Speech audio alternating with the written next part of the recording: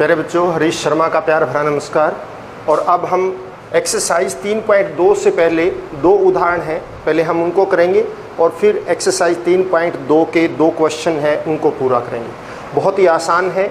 निर्देशांक ज्यामिति यानी कि हम पहले सीख चुके हैं कि इसमें हमें किसी भी बिंदु को निर्देशित करना है, अर्थात उसको उसकी स्थिति का पता लगाना है। हम पहले क्या कर चुके हैं, ये क्षैतिज रेखा को हम x अक्ष कहते हैं और ऊर्ध्वाधर को y अक्ष कहते हैं। जहाँ पर ये दोनों रेखाएं मिलते हैं इसको हम मूल बिंदु कहते हैं। ये हम कर चुके हैं, वही बात मैं बता रहा हूँ। ये चार भागों को हम चतुर्थांश बोलते हैं। ये चतुर्थांश नंबर 1, चतुर्थांश 2, चतुर्थांश 3 और चतुर्थांश 4 ये हम कर चुके हैं। आपको ये भी बताया था कि y अक्ष के दाईं ओर राइट साइड ये जो पहला और चौथा चतुर्थांश है इसमें x धनात्मक होता है और दूसरे और इस तीसरे चतुर्थांश में x जो है ऋणात्मक होता है। x अक्ष के ऊपर की तरफ पहला और जो दूसरा चतुर्थांश है इसमें y धनात्मक होता है और तीसरे और चौथे में यानी कि x अक्ष के नीचे y ऋणात्मक होता है। ये हम कर चुके हैं। और x अक्ष को x निर्देशांक भी x का जो है भाग उसको x निर्देशांक बोलते हैं और y वाले को y निर्देशांक बोलते हैं। x निर्देशांक हमेशा पहले लिखा जाता है, y निर्देशांक बाद में लिखा जाता है। x निर्देशांक को हम भुज भी कहते हैं और y निर्देशांक को कोटि कहते हैं। ये भी नाम आपको याद रखने हैं, चाहे x निर्देशांक कहें या भुज कहें, y निर्देशांक कहें या भुज कहें, ना कोटि कहें, एक ही बात है। x निर्देशांक कहें या फिर भुज कहें या y निर्देशांक कहें अथवा कोटि कहें, एक ही बात है। अब इसमें देखिए हमने बिंदु B, ये रहा बिंदु B, इसके भुज और कोटि बताने हैं। भुज का मतलब जो x पर उसका मान है कितना है, 4। तो x पर मान 4 है तो इसका भुज जो है वो 4 होगा और y पर इसका मान कितना है, 3। तो इसका कोटि जो है वो 3 होगी। तो भुज 4 b का और कोटि 3, क्योंकि ये b वाला x पर 4 पर मिल रहा है और y पर 3 पर मिल रहा है।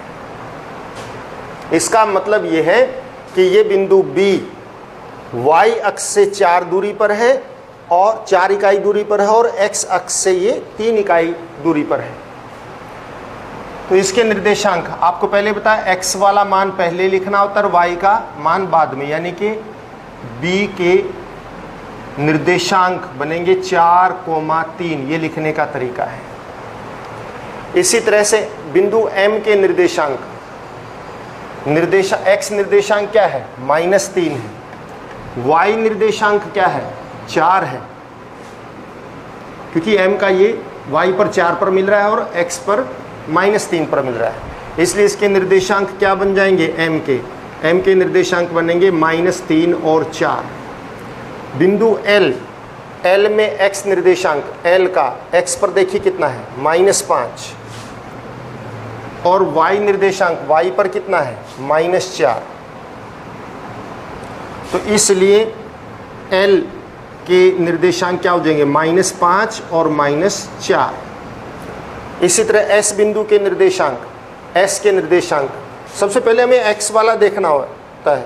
x पर ये कितने पे मिल रहा है, 3 पर, तो x निर्देशांक इसका 3 और y पर मिल रहा है -4 पर, तो इसके निर्देशांक बन गए 3 और -4 बिंदु S के निर्देशांक। इस प्रकार से यह पूरा हुआ। और अब हम अगला उदाहरण लेते हैं, उदाहरण नंबर 2। उदाहरण नंबर 2 में दे रखा है कि हमें आकृति में, इस आकृति यही रहेगी, इसमें हम सिर्फ नाम बदल देते हैं। आकृति को, क्योंकि हर सवाल में x अक्ष और y अक्ष तो यूं के त्यों ही रहेंगे, सिर्फ बिंदु बदलेंगे, तो हम यहाँ पर बिंदु बदल देते हैं, बाकी यूं का त्यों अब एक नई बात इसमें आएगी, वो अभी हम करेंगे तभी बात उसको लेंगे। यहाँ पर बिंदु ए दे रखा है, ए यहाँ पर दे रखा है 4 के ऊपर, बी दे रखा है यहाँ 3 पर, बी, सी दे रखा है -5 पर, डी दे रखा है -4 पर, और ई दे रखा है इसके 2/3 पर। यानी कि इसके 3 भाग करें तो दूसरे भाग पर है ये ई। तो इस प्रकार से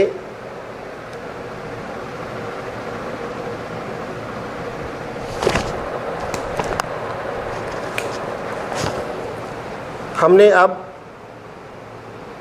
बिंदु अक्षों पर 3.1, ये मतलब ये जो दे रखे हैं बिंदु, अक्षों पर अंकित बिंदुओं के निर्देशांक लिखिए। आपको निर्देशांक लिखने हैं इन सभी के। तो A B C D E, हम सभी के निर्देशांक की बात करते हैं। हम सब के भुज और कोटि निकाल लेते हैं। इसी तरह से ठीक इसी को साफ करके इसी के अंदर हम मान रख देते हैं ताकि हमें अच्छी तरह से समझ में आ जाए।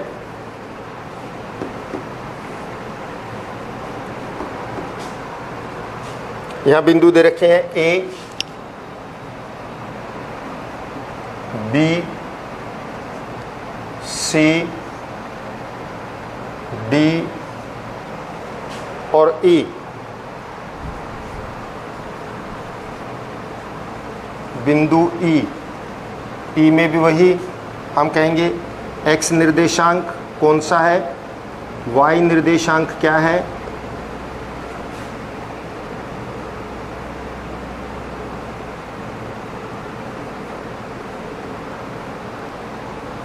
तो निर्देशांक लिखे कैसे जाएंगे, ये सब इसमें हम करते हैं। अब आप देखिए यहाँ पर बिंदु ए, बी, सी, डी, ई के हमने निर्देशांक देखने हैं। अब आप ये देखिए ए कहाँ पर स्थित है, ए एक्स अक्ष पर स्थित है। ए एक्स अक्ष पर स्थित है। एक्स अक्ष के ऊपर जब भी कोई भी बिंदु एक्स अक्ष के ऊपर होगा तो उसका वाई निर्देशांक सदैव 0 रहेगा, क्योंकि उसमें y का मान है ही नहीं, इसलिए y 0। और कोई बिंदु अगर y अक्ष के ऊपर है तो उसका x निर्देशांक 0 रहेगा, क्योंकि उसमें x का कोई मान नहीं है। जब बिंदु x पर है तो y 0, और बिंदु y x पर है तो क्या है, x 0 हो जाएगा। तो a का भुज x अक्ष पर है तो भुज तो 4 हो जाएगा, कोटि 0 रहेगी। तो इसके निर्देशांक क्या आ जाएंगे, 4 और 0। बी कहाँ पर है, y अक्ष के ऊपर है, और इसका x निर्देशांक 0, क्योंकि इसमें x का मान है ही नहीं, और ये y के ऊपर स्थित है, इसलिए y का 3 पर स्थित है, ये 3 हो जाएंगे। इसके निर्देशांक क्या बन जाएंगे, b के निर्देशांक बनेंगे 0 और 3। इसी तरह से c बिंदु को देखिए, x अक्ष पर है और लेकिन यहाँ पर है, तो ये कितना है x निर्देशांक, -5, क्योंकि आपको बताया गया था कि y अक्ष के दाईं ओर x धनात्मक होगा और इधर बाईं ओर क्या होगा, ऋणात्मक होगा। तो यहाँ x का मान -5 और ये x अक्ष के ऊपर है, इसलिए y 0। तो c के निर्देशांक -5 और 0। डी के निर्देशांक, x निर्देशांक इसमें 0, क्योंकि y अक्ष के ऊपर है, y निर्देशांक -4, तो d का क्या हो जाएगा, 0 और -4, इस तरह से प्रदर्शित करेंगे। इस तरह e में देखिए आप, x निर्देशांक क्या है, ये 1 के ऊपर नहीं है, 2/3 भाग पर है, तो x निर्देशांक इसका 2/3, और वो भी धनात्मक रहेगा। इसलिए रहेगा धनात्मक क्योंकि y अक्ष के दाईं ओर है। यहाँ डी y माइनस क्यों था, क्योंकि ये x अक्ष के नीचे की ओर था, और y इस पर 0, तो इसके निर्देशांक e के क्या हो जाएंगे, e के निर्देशांक होंगे 2/3 और 0। ये बेटा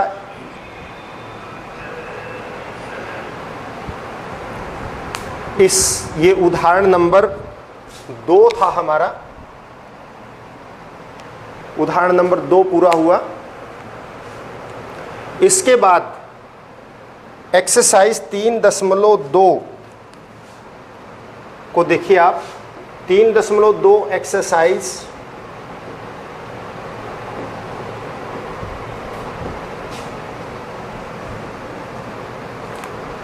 हम इनके इसमें आपको बताना है, इसी चित्र से के आधार पर बताना है। निम्नलिखित में प्रश्नों के उत्तर दीजिए। आप एक्सरसाइज 3.2 की बात कर रहे हैं हम, और 3.2 में देखिए कुछ छोटे छोटे प्रश्न हैं, 2 ही प्रश्न हैं और इनको पूछा गया है।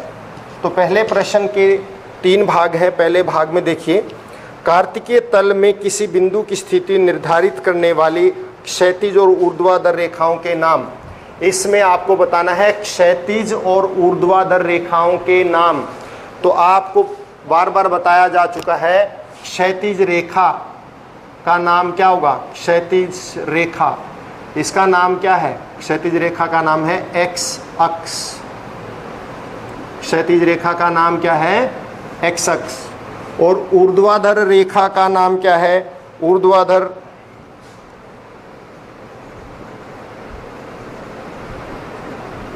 जो रेखा खड़ी है वो ऊर्ध्वाधर, उसका नाम वाई अक्ष। ये हमारा पहला सवाल का पहला भाग। इसी तरह दूसरा भाग पूछा गया है, इन रेखाओं से बने तल के प्रत्येक भाग का नाम बताइए। तल का भाग का नाम है, इसमें 4 तल बने हुए हैं, 1 तल, 2, 3 और 4। इन तलों के नाम, इन तलों को हम कहते क्या हैं? आपको ये बताना है कि इन तलों को हम क्या कहते हैं? इन तलों को कहते हैं चतुर्थांश।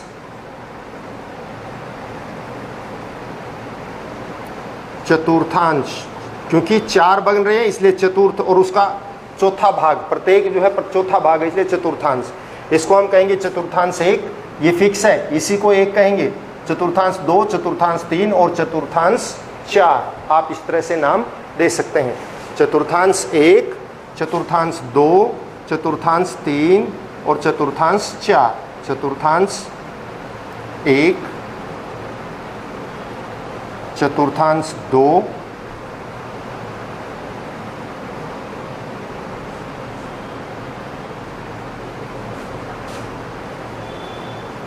चतुर्थांश 3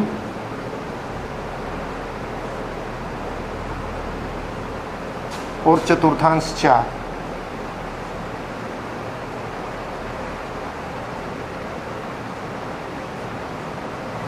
ये चतुर्थांश के नाम हैं। इसके बाद उस बिंदु का नाम बताइए जहां ये तीनों रेखाएं प्रतिच्छेद, दोनों रेखाएं प्रतिच्छेद करती हैं। ये दोनों रेखाएं जहां प्रतिच्छेद करती हैं वो बिंदु ये है, और इसको क्या बोलते हैं हम? मूल बिंदु। क्या कहते हैं? मूल बिंदु। और मूल बिंदु के निर्देशांक हमेशा 0 और 0 होते हैं, ध्यान रखने की बात है, क्योंकि यहाँ x भी 0 है और y भी 0 है। तो जहाँ पर x अक्ष और y अक्ष मिलते हैं उसको हम क्या कहते हैं? मूल बिंदु। और मूल बिंदु के निर्देशांक हमेशा 0 0 होते हैं। इसके बाद हमें आकृति दे रखी है और इसी आकृति से हम इसको बना लेते हैं, और उनके हमने निर्देशांक बताने हैं। और बिल्कुल आसान सवाल है, जो हम पहले उदाहरण में कर चुके हैं वही यूं का त्यों है। मैं इसको साफ कर देता हूं।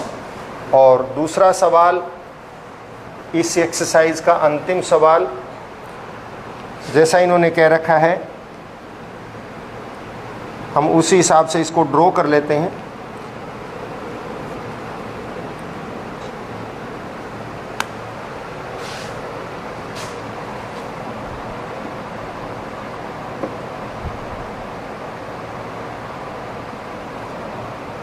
ये कुछ रेखाएं दे रखी हैं, इसलिए इसको मैं इसी तरह से ड्रॉ कर देता हूं आपके समक्ष।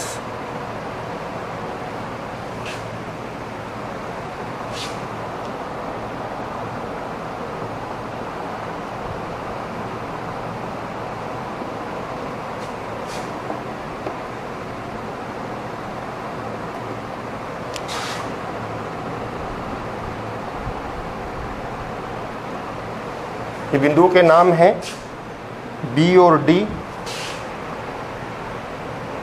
ये बिंदु बी है और ये बिंदु डी है। ये इस दो में से गुजर रही है। इसके अलावा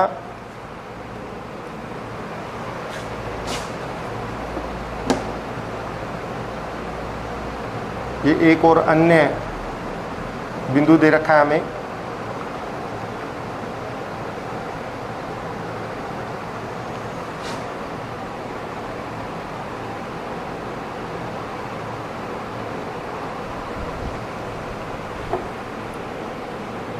एच बिंदु है। ये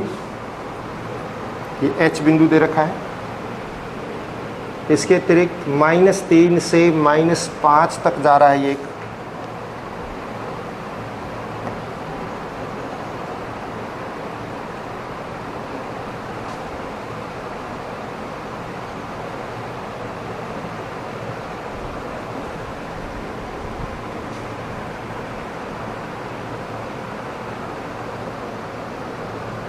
ये एक अन्य बिंदु के निर्देशांक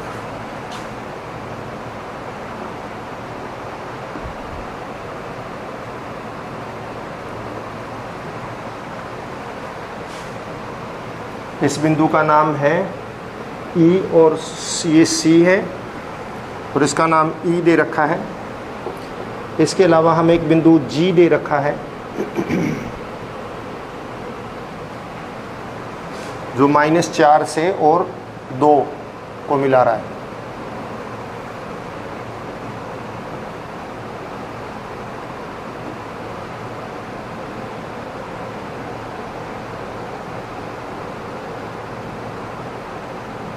ये बिंदु जी दे रखा है। तो इस प्रकार से ये एक दिया हुआ है और इसमें हमने जो जो इन्हें पूछ रखा है वो हम करते हैं। सबसे पहले आकृति को देखकर इनके निर्देशांक बताने हैं और वो निर्देशांक क्या क्या हैं देखिए। बिंदु बी के निर्देशांक, दूसरे क्वेश्चन नंबर दूसरे का पहला भाग, बी के निर्देशांक। और बी के निर्देशांक क्या क्या हैं आप देखिए। बी से एक्स अक्ष पर इसका मान कितना है -5 और वाई पर कितना है 2, तो इसके निर्देशांकों के -5 और 2। दूसरा सी के निर्देशांक, अब आप सी का देखिए, सी ये रहा, एक्स अक्ष पर इसका मान 5 है और वाई पर क्या है -5 है, 5 और -5। इसके बाद निर्देशांक -3 -5 का बिंदु, -3 और -5 का बिंदु का नाम बताना है। अब आप ये देखिए -3, एक्स पर -3 और वाई पर -5, इस बिंदु का नाम क्या है ई, क्योंकि एक्स से -3 और वाई से -5 चलकर जो मिल रहा है उसका नाम बताइए। निर्देशांक 2 और -4 का बिंदु, निर्देशांक 2 और -4 द्वारा पहचाना गया बिंदु 2 और -4, एक्स पर 2 और वाई पर -4, एक्स पर 2 और वाई पर -4, बिंदु जी का बिंदु का नाम क्या है, क्या बिंदु है जी। और इसके बाद 5वां भाग दे रखा है डी का भुज। भुज का मतलब जो एक्स के ऊपर मान है, तो डी का भुज, एक्स पर डी का मान क्या है 6, देखिए ना, एक्स पर डी का मान 6 है और इसका कोटि क्या है 2 है। अगर कोटि पूछा होता तो 2 और भुज पूछा है तो 6। इसके बाद एच की कोटि, बिंदु एच की कोटि बतानी है आपने। आप ध्यान से देखिए, खुद सोचिए, मैं इतने बताता हूँ आपको कि एच की कोटि का नाम क्या है। एच यानी कि कोटि होती है वाई अक्ष पर, तो एच का वाई अक्ष पर मान बताइए। एच की कोटि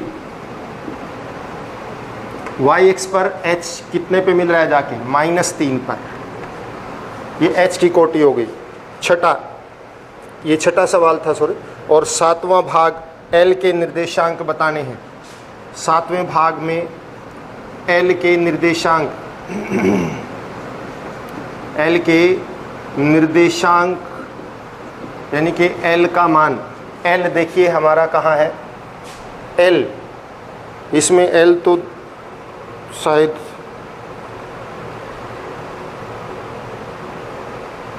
L, सॉरी एक ये दे रखा था L, एक बिंदु यहाँ पर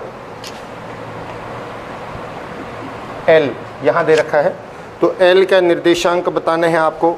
L कहाँ पर है? y अक्ष के ऊपर है, और y अक्ष के ऊपर है तो और y अक्ष पर x का मान 0 होगा, और y के ऊपर 5 है, ये 0 और 5। बिंदु M के निर्देशांक बिंदु M के निर्देशांक बताने हैं आपको। यहाँ पर मैं लिखना भूल गया, ये बिंदु M था जहाँ से ये लाइन शुरू हो रही है, और M के निर्देशांक